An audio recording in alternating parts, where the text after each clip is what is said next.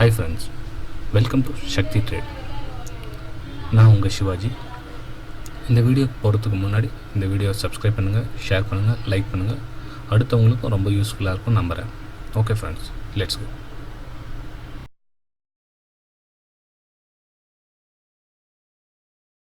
எல்லாருக்கும் வணக்கம். இன்றைக்கி நாம் ORB ஸ்ட்ராட்டஜி வச்சு யார் நிறைய பேர் ட்ரேட் பண்ணுவாங்களோ இல்லையோ தெரியாது. ஆனால் நிறைய யூடியூப் பார்க்குறாங்க, நிறைய ஸ்டடீஸ் பார்க்குறாங்க, நிறைய காசு கொடுத்து கற்றுக்குறாங்க. சரி, இந்த கற்றுக்கிட்டதெல்லாம் கரெக்டாக மேனேஜ் பண்ணுறாங்களா? அதான் கிடையாது.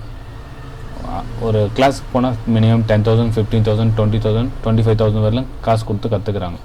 ஸோ காசு கொடுத்து கற்றுக்கிட்டாலும் அவங்களால மேனேஜ் பண்ணிக்க முடியாது. ட்ரேடிங் பண்ண சொல்லும் லைவ் ட்ரேடில் அவங்களால பண்ண முடியாது. இதுதான் ப்ராப்ளம். அந்த ப்ராப்ளத்தை எப்படி சால்வ் பண்ணணும்னு பார்க்கலாம். ஒரு ஸ்டடி, நம்ம லெஃப்ட் ஹேண்டு பழக்கம் இருக்கிறவங்க ரைட் ஹேண்டுக்கு வரணுன்னா அவ்வளோ சீக்கிரத்தில் வர முடியாது. அதே சமயத்தில் நம்மெல்லாம் ஜென்ரலாக என்ன பண்ணுவோம், நம்ம எல்லாம் ரைட் ஹேண்ட்ஸ் தான் யூஸ் பண்ணுவோம். சாப்பிட்றதுக்கு எல்லாத்துக்குமே நம்ம ரைட் ஹேண்ட் தான் யூஸ் பண்ணுறோம். ஸோ இவங்களுக்கு எல்லாருக்குமே இல்லைப்பா நீங்கள் லெஃப்ட் ஹேண்டில் நின்றுலேருந்து நீங்கள் எல்லாமே யூஸ் பண்ணணும் அப்படின்னு சொன்னால் எப்படி கஷ்டமாக இருக்கும், எப்படி அந்த பழகிறதுக்கு எப்படி எந்த அளவுக்கு உங்களுக்கு ப்ராப்ளம் ஆகும். சேம் ட்ரேடிங்கில் சக்ஸஸ் ஆகிறதும் சேம் அதே மாதிரி தான். சில பேருக்கு நேச்சராகவே ட்ரேடிங் பண்ண வரும், அவங்க ட்ரேடிங் ஈஸியாக பண்ணிவிடுவாங்க. அவங்க சொல்கிறது இன்னொருத்துக்கு புரியும், ஆனால் பண்ண முடியாது. இதுதான் பிரச்சனை. ஓகேங்களா? சரி, ORB ஸ்டேட்டஸில் பிரேக் அவுட் பிரகாரம் ஒரு ஸ்டடியில் நம்ம பண்ணலாம். உங்களால் பண்ண முடியுதா? ப்ராக்டிஸ் பண்ணி பாருங்கள். எந்த காரணத்தை கொண்டு பேப்பர் ட்ரேட் பண்ணாதீங்க. பேப்பர் ட்ரேட் உங்களுக்கு டைம் தான் வேஸ்ட் ஆகும், உங்களுக்கு எந்த யூஸும் கிடையாது. அதனால ஸோ முடிஞ்ச அளவுக்கு சின்ன குவான்டிட்டி பண்ணுங்கள். அந்த எமோஷ்னலில் மெயின், அந்த உங்களுக்கு எமோஷ்னல் பிளாக் பண்ணிட்டா பாதி சக்ஸஸ் ஆன மாதிரி. நான் என்னுடைய லாஸ்ட் வீடியோவில் பார்த்துருப்பீங்க, இதுக்கு நான் முன்னாடி ப்ரீவியஸ் வீடியோவில் என்னென்னா, நம்ம படிக்கணும் இல்லையா, நம்ம படிக்க சொல்ல first standard, second standard, third standard, fourth standard, ஒரு ஸ்டாண்டர்ட் இம்ப்ரூவ்மெண்ட் ஆகும் இல்லையா. அதே சமயத்தில் இந்த ட்ரேடிங்கில் ஒரு ஸ்டெப்பு வந்தவங்க யாருன்னாங்க, அந்த ஸ்டாப் லாஸை கரெக்டாக போடுவாங்க. அவங்க ஒரு ஸ்டெப்பில் முன்னாடி வந்திருக்காங்கன்னு அர்த்தம். ஸோ ஒரு ஸ்டெப்பு முன்னாடி வந்துட்டாங்கன்னா அவங்க ப்ராஃபிட்டில் இருக்காங்கன்னு சொல்ல வரல. நான் ட்ரேடிங்கு கற்றுக்கிறதுக்கு ஒரு ஸ்டெப்பு முன்னாடி வந்திருக்காங்கன்னு அர்த்தம். ஓகேங்களா? ஸ்டாப் லாஸ் போட்டுட்டாங்கன்னா அது அர்த்தம். செகண்ட் ஸ்டெப்பில் வந்தவங்க என்ன பண்ணுவாங்க, ஸ்டாப் லாஸை போட்டுட்டு ஆப்போசிட்டில் ப்ராஃபிட் பண்ண மாட்டாங்க. ப்ராஃபிட் பண்ணுறதுக்காக வெயிட் பண்ணுவாங்க. ப்ராஃபிட்டுக்கு வர வழியில் பாதி வழியில் அவங்க பொசிஷனில் க்ளோஸ் பண்ணிவிடுவாங்க. இவங்க செகண்ட் ஸ்டெப்பில் இருப்பாங்க. ஓகேங்களா? இதே மாதிரி அடுத்த ஸ்டெப்பில் போயிட்டே இருப்பாங்க.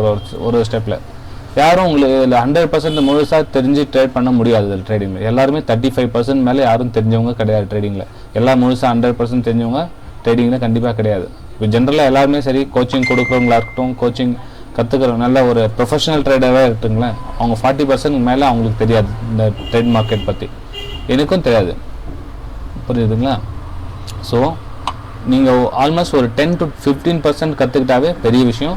ஆனால் ட்ரேட் பண்ணலாம், ஒன்றும் பிரச்சனை இல்லை. 10 to 15% கற்றுக்கிட்டு நல்ல ட்ரேட் பண்ணலாம்.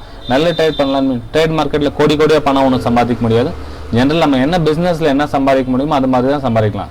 1 lakh போட்டு 10 lakh எடுத்து 10 lakh போட்டு 1 crore பண்ணி 1 crore 5 crore 10 crore அப்படி பண்ணலான்னு ஒரு கற்பனை பண்ணிக்காதீங்க. ஆஸ் யூஷுவல் நம்ம 10% எவ்வளோ சம்பாதிக்க முடியுமோ அவ்வளோதான் சம்பாதிக்கலாம். 1 lakh 10,000 சம்பாதிக்கலாம். ஓகேங்களா?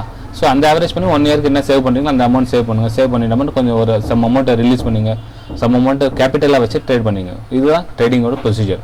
டெஸ்க்கு போகலாம் எப்படின்னு சொல்லிட்டு. ஃபார் எக்ஸாம்பிள், இது ரெட் கேண்டில் நீங்கள் க்ரீனாகவும் எடிட் பண்ணிக்கலாம், இல்லை நான் ரெட்டாக எடிட் பண்ணியிருக்கேன். ஜஸ்ட் ஓப்பன் ஆகுது கேண்டில், அதனுடைய ஹை கிரியேட் ஆகுது, அதனுடைய லோ கிரியேட் ஆகுது, அதனுடைய க்ளோஸ் தான் ஆகிடுது. ஓகேங்களா? இது கேண்டிலோட சைஸ் ஒரு 300 rupees இருக்கிற ஒரு ஸ்டாக்கோட இது ஒரு கேண்டில் சைஸோட ஒரு 5 rupees வச்சுக்கலாங்களே. 5 rupees கேண்டில் கிரியேட் ஆகுது. 15 minutes ஃபஸ்ட்டு 15 minutes டே ஃபஸ்ட்டு 15 minutes கேண்டில் இப்படி கிரியேட் ஆகுது. ஓகேங்களா? சரி, இது லோ பிரேக் ஆனால் நம்ம சேல் பண்ணலாம் இல்லைங்களா அப்படின்னு சொல்லலாம். ஓகேங்களா? இது பாருங்கள், அதனோட டே லோ 15 minute பிரேக் ஆனோடனே சேல் பண்ணலாங்களா?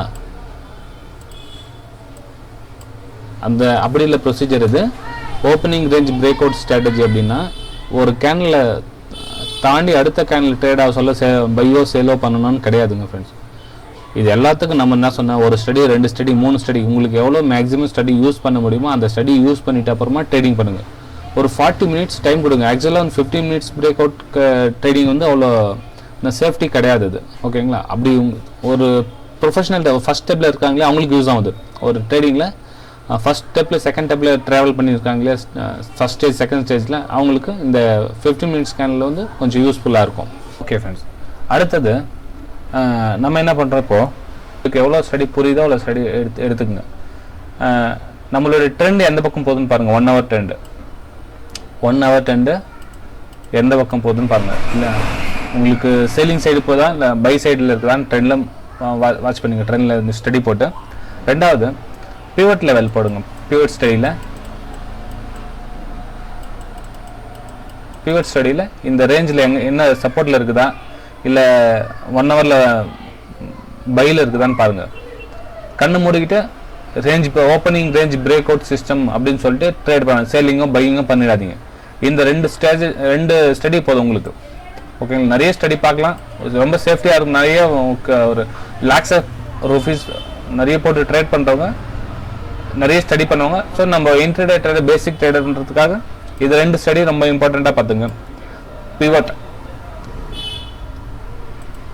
அப்புறமா 1 ஹவர் ஸ்டடி பார்த்துங்க.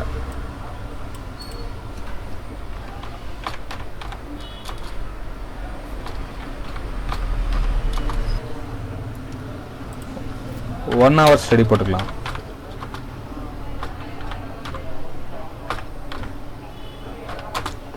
ஒன் ஹவர் ஸ்டடியில் உங்களுக்கு சேலிங் இருந்தால் மட்டும் 1 ஹவர் ஸ்டடியில் சேலிங் இருக்கணும். பிவட்டில் சப்போர்ட் லெவல் இருக்கக்கூடாது, அதுவும் சேலிங்கில் இருந்தால் இந்த இடத்துல நீங்கள் சேல் பண்ணலாம். ஓகேங்களா? இந்த இடத்துல சேல் பண்ணி நீங்கள் வெளியே வரலாம். பிவட் ஸ்டடியில் சப்போர்ட் லெவல் இருந்ததுன்னா 1 ஹவர்லேயே பை ட்ரெண்டில் போச்சுன்னா இதை பிரேக் பண்ண சொல்ல நீங்கள் பை பண்ணலாம். 1 ஹவர் டவுன் ட்ரெண்டில் இருக்குது. ஸோ 1 ஹவர் டவுன் ட்ரெண்ட் இருக்குது. இப்போ நம்ம 15 மினிட்ஸ் போகலாம். ஸோ 15 மினிட்ஸு ஃபஸ்ட் ஸ்கேனில் எங்கே பார்க்கலாம், டேட்டு பாருங்கள். ஃபஸ்ட் ஸ்கேனில் க்ரியேட் ஆகுது. அது ஃபஸ்ட் ஸ்கேனில் அப்பர் சைடு பிரேக் ஆக சொல்ல நம்ம ட்ரெண்டு டவுனில் இருக்குது இல்லைங்களா? ஸோ நம்ம என்ன பண்ணோம், இந்த சைடில் பை பண்ண போகக்கூடாது. சரி, ட்ரெண்டு டவுனாக இருக்குது இல்லைங்களா 1 ஹவர்து. ஸோ 15 மினிட்ஸ் எப்போ நம்ம பிரேக் அவுட் ஆகுதோ சேலிங் சைட் சேல் பண்ணலாம். ஓகேங்களா? அதே சமயத்தில் நம்மளுடைய பிவட் ஸ்டடி சொன்னேன் இல்லைங்களா, பாருங்கள் R1 P S1 இருக்குது. நம்ம 15 மினிட்ஸ் ஸ்கேனில் கிரியேட் ஆக சொல்ல P லெவல் கீழே பிரேக் ஆகிட்டு கீழே போச்சுன்னா சேல் பண்ணலாம். இதே நம்மளுடைய 15 மினிட்ஸ் மிடில் என்ன கிரியேட் ஆச்சுனாக்கா சப்போர்ட் லெவல் இருந்தாக்கா அந்த பக்கம் நம்ம சேல் பண்ண போகக்கூடாது.